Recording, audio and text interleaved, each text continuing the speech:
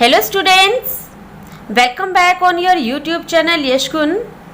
Students, आज की इस वीडियो में हम करेंगे क्लास 7th की जो लेसन नंबर फर्स्ट है 3 क्वेश्चन, उसकी एक्सरसाइज और क्वेश्चन आंसर्स। इसका हिंदी ट्रांसलेशन हम पहले कर चुके हैं, कंप्रीहेंशन फर्स्ट और कंप्रीहेंशन सेकंड दोनों का ही। और अगर आपने अभी तक इसका हिंदी ट्रांसलेशन नहीं किया है तो मैं इसका लिंक नीचे डिस्क्रिप्शन बॉक्स में दे रही हूँ, आप वहाँ से कर सकते हैं। तो चलिए स्टार्ट करते हैं। सबसे पहले हम देखते हैं कंप्रीहेंशन फर्स्ट के क्वेश्चन आंसर्स। देखिए question first, why did the king want to know answer to the 3 questions? राजा उन 3 क्वेश्चन के आंसर क्यों जानना चाहता था? आंसर देखिए, the king wanted to know answers of his 3 questions because he wanted to be a successful person या successful ruler. राजा अपने तीनों क्वेश्चन के आंसर इसलिए जानना चाहता था क्योंकि वो एक सफल शासक बनना चाहता था। वो अपनी स्टोरी पढ़ी है ना, वो सोचता था कि अगर मेरे को इन 3 क्वेश्चन के आंसर पता चल जाए तो मुझे कोई भी नहीं हरा पाएगा, मैं कभी भी जीवन में फेल नहीं होऊंगा। तो इसलिए वो तीनों क्वेश्चन के आंसर जानना चाहता है। नेक्स्ट क्वेश्चन देखिए, messengers were sent through out the kingdom. जो राजा ने अपने मैसेंजर, जो अपने संदेशवाहक थे, अपने राज्य में भेजे थे। किस लिए भेजे थे? देखिए, टू फैच वाइस मैन, उस बुद्धिमान व्यक्ति को लाने के लिए। To find answer to the questions, अपने जो क्वेश्चन के आंसर जानने के लिए। To look for the wise hermit, उस हर्मिट को ढूंढने के लिए, जो बुद्धिमान हर्मिट था, संत था, उसको ढूंढने के लिए। या फिर to announce a reward for those who could answer the question, या फिर ये अनाउंस करने के लिए कि जो भी राजा के तीनों क्वेश्चन का आंसर देगा, राजा उसे बहुत बड़ा इनाम देगा। तो इसमें राइट ऑप्शन देखिए क्या होगा, to find answer to the questions. अपने तीनों क्वेश्चंस के आंसर जानने के लिए राजा ने अपने मैसेंजर्स को भेजा था। तो ये हुई आपकी जो एक्सरसाइज, जो कंप्रीहेंशन फर्स्ट है उसके क्वेश्चन आंसर्स। अब हम करते हैं कंप्रीहेंशन सेकंड, जो पार्ट सेकंड था उसके क्वेश्चन आंसर। देखिए उसका question number first, why was the king advise to go to the magician? राजा को मैजिशियन के पास जाने की सलाह क्यों दी गई? आंसर देखिए, some of the wise man thought that in order to decide right time for doing something one must look into the future. कुछ बुद्धिमान व्यक्तियों ने सोचा किसी भी काम को करने का उचित समय क्या है, ये डिसाइड करने के लिए one must look into the future, किसी को भी फ्यूचर के बारे में पता होना चाहिए। And only magicians were able to do that, और केवल जो मैजिशियन थे, मैजिशियन ही फ्यूचर बताने में समर्थ होते हैं। So they advise the king to go to the magician, इसलिए उन्होंने राजा को सलाह दी कि उसको राजा को मैजिशियन के पास जाना चाहिए। सेकंड क्वेश्चन देखिए, in answer to the second question, whose advice did the people say would be important to the king? Second question के आंसर में लोगों ने राजा को क्या सलाह दी कि राजा को किसकी एडवाइस माननी चाहिए, किसकी एडवाइस इंपॉर्टेंट है? In answer to the second question, some people suggested to seek advice of counselor, the priest or the doctors or the soldiers. Second question के आंसर में कुछ लोगों ने कहा कि सलाह दी कि राजा को काउंसलर की सलाह माननी चाहिए, और किसी ने कहा कि राजा को पुजारी की बात माननी चाहिए, यानी कि पूजा पाठ करना चाहिए। कुछ लोगों ने कहा कि राजा के लिए जो डॉक्टर्स इंपॉर्टेंट है, तो इसलिए राजा को डॉक्टर की सलाह माननी चाहिए। और किसी ने कहा कि राजा को सैनिकों की बात माननी चाहिए, क्योंकि सैनिक जो है राजा के लिए इंपॉर्टेंट होते हैं, तो इसलिए राजा को सैनिकों की बात माननी चाहिए, वही उनके लिए इंपॉर्टेंट है। तो सभी ने अपने अपने अलग अलग ओपिनियन दिए। Now let's see third question, what suggestions were made in answer to the third question? तीसरे क्वेश्चन के आंसर में लोगों ने क्या सलाह दी? For the third question, some people said science was the most important business. कुछ लोगों ने कहा कि तीसरे क्वेश्चन के आंसर में कुछ लोगों ने कहा कि राजा के लिए जो साइंस है वो मोस्ट इंपॉर्टेंट बिजनेस है, तो राजा को अपने गांव में साइंटिफिक मेथड यूज करने चाहिए। While there were others who believed it was frightening, जबकि दूसरों ने कहा कि राजा को युद्ध लड़ना चाहिए, जो उनसे हीन राजा है, जो उनसे कमजोर शासक है, राजा को उनके साथ लड़ाई लड़नी चाहिए और उनको हराकर उनके राज्य को अपने राज्य में मिला लेना चाहिए।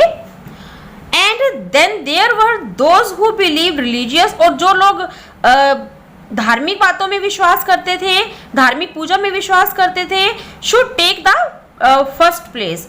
तो जो लोग धार्मिक बातों में, धार्मिक पूजा में विश्वास करते थे, उन्होंने कहा कि राजा को धार्मिक पूजा करवानी चाहिए, पूजा पाठ में बिलीव करना चाहिए। तो इस थर्ड क्वेश्चन के लिए भी सभी के अलग अलग ओपिनियन थे, अलग अलग विचार थे। देखते हैं fourth question, did the vice man win the reward?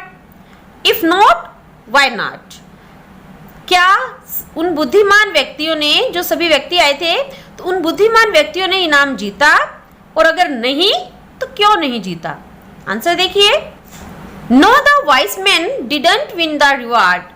नहीं, उन बुद्धिमान व्यक्तियों ने इनाम नहीं जीता, because their answers were so different from each other and king was not satisfied with their answers. क्योंकि उन सभी व्यक्तियों के, उन सभी बुद्धिमान व्यक्तियों के आंसर अलग अलग थे और राजा उनके आंसर से सेटिस्फाई नहीं हुए, संतुष्ट नहीं हुए। देखते हैं हमारा next question, question number 5th। How did the king and the hermit help the wounded man? उस राजा ने और हर्मिट ने, संत ने किस तरह से उस जख्मी व्यक्ति की मदद की? The king washed the wound and covered the wound of the man with his handkerchief। राजा ने क्या किया? सबसे पहले उस जख्मी व्यक्ति के वाउंड को धोया, उसके घाव को धोया, जख्म को धोया, और फिर उसको, उसके जख्म को अपने हैंकी से, अपने रुमाल से उसको कवर किया, बांधा। and kept on dressing it until the bleeding stopped completely। और तब तक उस पर पट्टी बांधते रहे जब तक खून बहना रुक नहीं गया, पूरी तरह से खून बहना रुक नहीं गया। The king also offered the wounded man water to drink, और राजा ने उस वाउंडेड व्यक्ति को, जख्मी व्यक्ति को पीने के लिए पानी भी दिया। इस तरह से राजा ने उसकी हेल्प की। अब देखिए हर्मिट ने क्या किया? The hermit help to king to bring the wounded man inside his hut and allowed the man to spend his night in the hut. और उस हर्मिट ने राजा की हेल्प की थी उस वाउंडेड व्यक्ति को हट के अंदर ले जाने के लिए, अपनी झोपड़ी के अंदर ले जाने के लिए, और साथ ही साथ उसने उसको परमिशन दे दी थी कि रात उसकी झोपड़ी में वो ठहर सकता है। तो इस तरह से राजा ने और उस हर्मिट ने उस वाउंडेड पर्सन की हेल्प की। Now we see question number 6th। Who was the bearded man? वो दाढ़ी वाला व्यक्ति कौन था? Why did he ask for the king's forgiveness? और वो राजा से क्षमा याचना के लिए क्यों कह रहा था? आंसर देखिए, पहले फर्स्ट देख लेते हैं इसका first part. The bearded man was an enemy of the king। जो bearded man था, दाढ़ी वाला व्यक्ति था, वो राजा का दुश्मन था। He wanted to take revenge of his brother's death by killing the king and taking away all his property। वह राजा को मारकर अपने भाई की मौत का बदला लेना चाहता था और राजा की प्रॉपर्टी छीनना चाहता था। ये था बियर्डेड मैन। अब देखिए उसने उससे क्षमा याचना क्यों की, क्षमा क्यों मांगी? The bearded man ask for the king's forgiveness. Bearded man ने राजा से क्षमा याचना इसलिए मांगी because he wanted to kill the king, क्योंकि वह राजा को मारना चाहता था। But the king has saved his life, लेकिन राजा ने उसके जीवन को बचाया। He was grateful to the king now. और अब वो, जबकि देखो वो तो उसको मारने आया था, लेकिन हुआ क्या, बल्कि राजा ने उसके जीवन को बचाया। तो अब यहाँ पे वो उसका जो बियर्डेड मैन था वो राजा का आभारी हो गया और हमेशा के लिए उसने क्या डिसाइड किया कि वो राजा की सेवा करेगा, इसलिए उसने उससे क्षमा मांगी थी। Question number 7, the king forgive the bearded man. राजा ने उस दाढ़ी वाले व्यक्ति को माफ कर दिया था। What did he did to show his forgiveness? उसने अपनी क्षमा दिखाने के लिए क्या कुछ किया उस व्यक्ति के लिए। राजा ने ये शो करने के लिए कि उसने उस व्यक्ति को क्षमा कर दिया है, राजा ने उस व्यक्ति को क्षमा कर दिया है, तो उसने क्या किया था, उसको प्रॉमिस किया कि वह उसकी जो प्रॉपर्टी है, उस व्यक्ति की बियर्डेड पर्सन की जो प्रॉपर्टी है सारी उसे वापस कर देगा।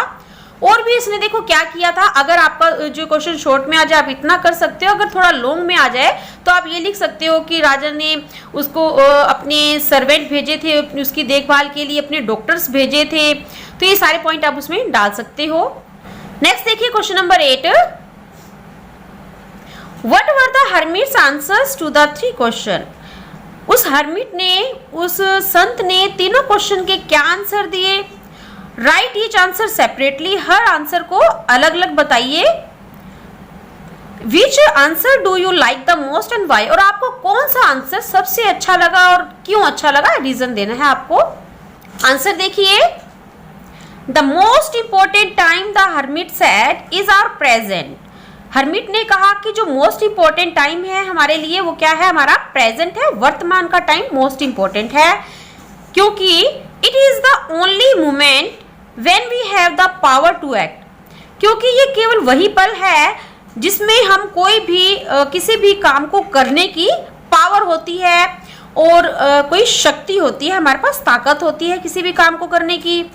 The most important person at a moment is we ourself. और इस पल में जो मोस्ट इंपॉर्टेंट पर्सन है आपके लिए वो आप खुद हो, वो हम खुद हैं। Because the future is unknown, क्योंकि जो फ्यूचर है उसको, फ्यूचर का किसी को कुछ नहीं पता, फ्यूचर का पता नहीं है। And we don't know whether we will meet anyone in the future और नॉट, क्योंकि हम ये नहीं जानते कि फ्यूचर में हम किसी से मिलेंगे या फिर नहीं मिलेंगे। So we should listen to ourselves, तो इसीलिए हमें अपने आप को सुनना चाहिए, अपनी खुद की बात को सुनना चाहिए। The most important business is to be kind and good to others because we have been sent in this world to serve this noble cause। और जो कहते हैं इसमें जो सेंट कहता है कि जो मोस्ट इम्पॉर्टेंट बिजनेस है वो क्या है कि हमें दूसरों के प्रति दया रखनी चाहिए, दयालु रहना चाहिए और अच्छे काम करने चाहिए दूसरों के प्रति, क्योंकि हम इस संसार में कुछ अच्छे काम करने के लिए ही भेजे हैं। इसी कारण से हमें अच्छा करने के लिए हमें इस संसार में भेजा गया है। I like the third answer the most, मुझे जो तीसरे क्वेश्चन का आंसर है मुझे सबसे ज़्यादा अच्छा लगा, क्योंकि helping someone in need is like serving God. क्योंकि किसी पर्सन की हेल्प करना, जरूरत के टाइम किसी पर्सन की हेल्प करना, किसकी हेल्प करना होता है, भगवान की सेवा करना के बराबर है। It makes us a good person, ये हमें एक अच्छा पर्सन बनाता है, अच्छा इंसान बनाते हैं। And brings a sense of satisfaction and containment, और क्या है, इससे हमें एक सेटिस्फेक्शन होती है, संतुष्टि होती है। हम ऐसे काम करने से हमें शांति मिलती है और सेटिस्फेक्शन मिलती है। तो ये तो हुए हमारे क्वेश्चन आंसर्स। अब हम करते हैं इसके जो है एक्सरसाइज कंप्रीहेंशन चेक। इसमें क्या है, complete the following sentences by adding the appropriate part of the sentence given in the box.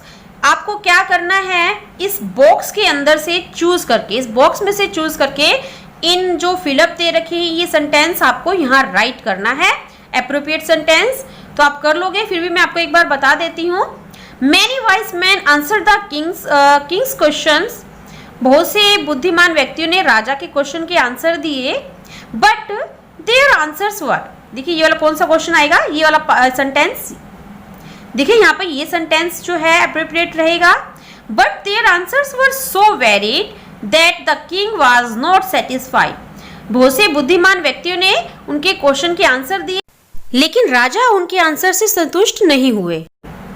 Second देखिए, someone suggested that there should be a council of wise man.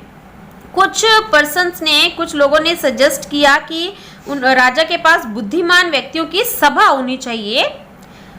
तो इसमें कौन सा देखिए sentence आएगा, to help the king act at the right time. किसी भी काम को करने के लिए राजा के पास एक वाइस मैन की काउंसिल होनी चाहिए, सभा होनी चाहिए। नेक्स्ट देखिए, someone else suggested that the king should have a time table। तो किसी ने सजेस्ट किया कि राजा के पास टाइम टेबल होना चाहिए और उसको क्या करना चाहिए, एंड फॉलो इट स्ट्रिक्टली। तो उसको क्या है, उस टाइम टेबल को स्ट्रिक्टली फॉलो करना चाहिए। The king requested the hermit. अब राजा ने हर्मिट से क्या रिक्वेस्ट की थी, टू आंसर द 3 क्वेश्चन, कि वो तीनों क्वेश्चंस के आंसर दे। The king washed and dressed the bearded man's wound. राजा ने उस जख्मी व्यक्ति के जख्म को धोया और बार बार उस पर पट्टी की, लेकिन हुआ क्या, but the bleeding would not stop. लेकिन खून बहना बंद नहीं हुआ। तो ये इस तरह से हमने अपने जो सेंटेंसेस है कंप्लीट किए। अब देखते हैं इसका next part, working with language. इसमें क्या करना है, आपको ए पार्ट को, जो लिस्ट ए है, उसको बी के साथ मैच करना है।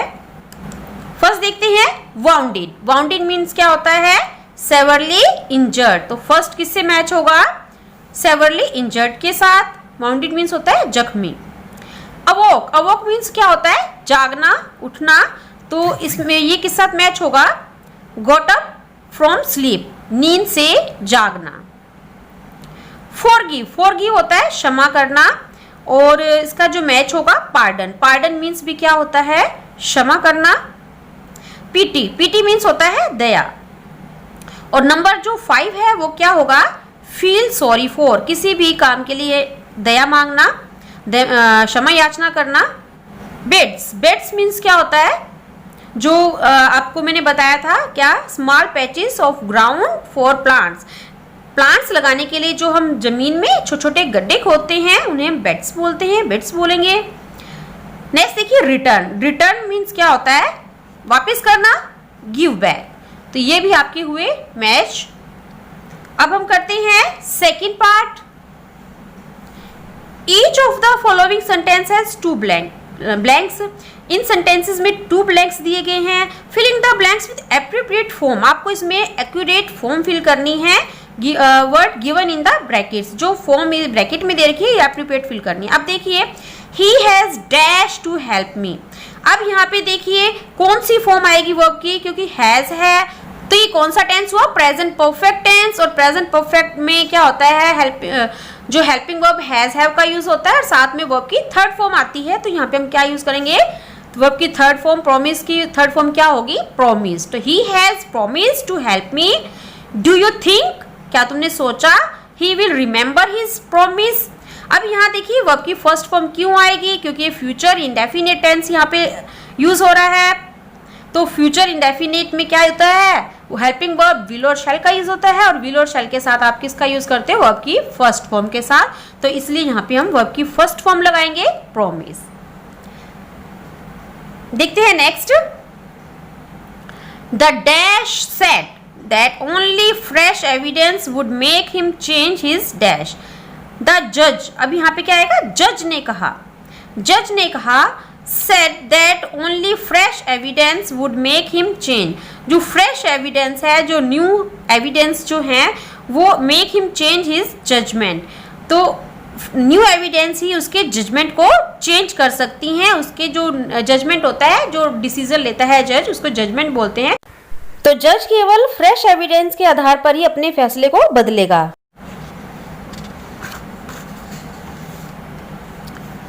नेक्स्ट देखिए second, I didn't notice any serious dash of opinion among the debtors. यहाँ देखिए कि मुझे कोई भी ज़्यादा सीरियस मतलब बहुत ज़्यादा डिफरेंस ना होना, मुझे इन डिबेटर्स के ओपिनियन में, ओपिनियन मीन्स होता है विचार, और डिबेटर्स होते हैं जो वाद विवाद करते हैं। जैसे वाद विवाद प्रतियोगिता होती है आपके स्कूल में, उनको डिबेट्स बोलते हैं।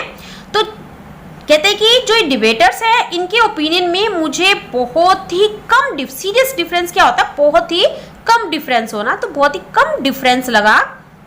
although they dash from one another over small points. फिर भी जो दोनों ये सभी डिबेटर्स थे बहुत ही कम पॉइंट के साथ दोनों इनमें डिफरेंस आया है, डिफर्ड, इनको अलग अलग किया गया है, इनका रिजल्ट निकाला गया है। नेक्स्ट देखिए, it's a fairly simple question to answer. ये बिल्कुल ही सिंपल क्वेश्चन है, आंसर इस क्वेश्चन का आंसर देना बिल्कुल ही सिंपल है। But will you accept my answer as final? क्या तुम मेरे आंसर को फाइनल आंसर एक्सेप्ट करोगे? नेक्स्ट देखिए, it is not dash that dash should always be the mother of invention. It is not necessary, ये कोई जरूरी नहीं है। दैट नेसेसिटी, यहाँ पे जरूरी, और ये नेसेसिटी मतलब होता है आवश्यकता। इट इज नॉट नेसेसरी, यह कोई जरूरी नहीं है कि आवश्यकता ही क्या है, should always be the mother of invention, कि आवश्यकता ही आविष्कार की जननी है। नेक्स्ट देखिए, hermits are dash man. Hermits जो होते हैं, संत जो होते हैं, वो बुद्धिमान व्यक्ति होते हैं। How they acquire their wisdom no one can tell. वह कैसे अपनी बुद्धिमत्ता को बढ़ाते हैं, ज्ञान अर्जित करते हैं, ये किसी को भी नहीं पता, कोई नहीं बता सकता। नेक्स्ट देखिए, the committee has dash to make Jagdish captain of the team. Committee ने डिसाइड किया, द कमेटी हैज डिसाइड, यहाँ देखिए हैज लगा हुआ है, हैज के साथ आप वर्ब की थर्ड फॉर्म लगाओगे।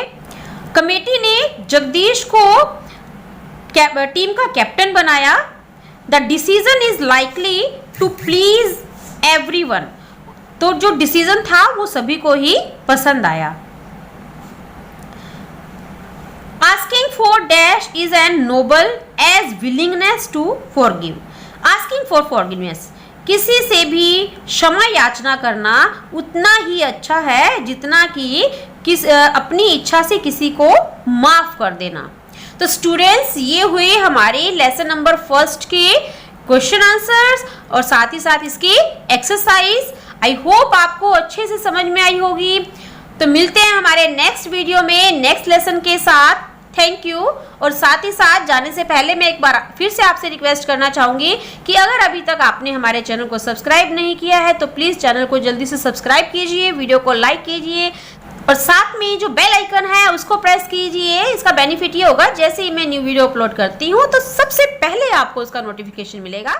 Thank you.